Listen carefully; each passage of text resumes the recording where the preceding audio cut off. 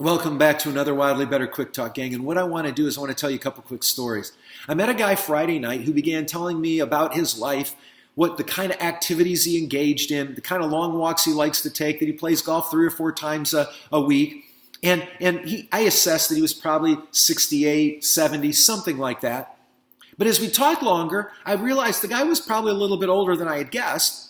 And as I began to probe and ask him a few questions, I found out this guy was going to turn 90 in December. I would have never, ever in a million years guessed 90. Maybe his mid-70s, maybe. But I had originally thought much younger than that. Recently became aware of a gal who began at 65 lifting weights, and by the time she reached her 70s was entering bodybuilding competitions, and today is 82 and a local trainer in a local gym. Now, these sorts of things 10 or 12 years ago might have seemed absolute anomalies, but today they are increasingly common. And that is because the conversations in the health community aren't fundamentally about how long you will live. They are about how healthy will you be no matter how long you live. And when you take a look around at the obesity statistics, and you take a look at the heart health statistics, what you find out is that increasingly the statistics of 2 out of 3 Americans are overweight. 2 out of 3. Vast majority. 1 out of 3, and that's creeping up, are obese, are dangerous, are potentially going to die from those sorts of things related to that level of obesity. And what's interesting is almost always, not always, but almost always, those situations have to do with what we're putting in our mouth and are 100% within our control. I want to ask you a question. Are you working to optimize and dial in your genetic expression? Do you realize that what we eat has a profound effect on the epigenetic switches that switch on and off your genes?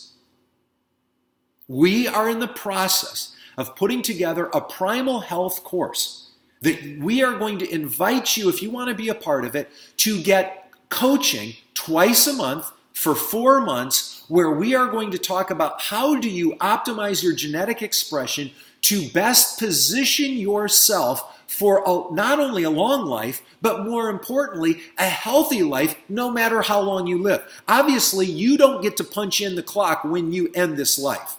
That is left up to the divine. But what you can have an awful lot of say in is how healthy will you be? Are you happy when you look in the mirror naked and say, I love the body I've created? Or do you want to improve that?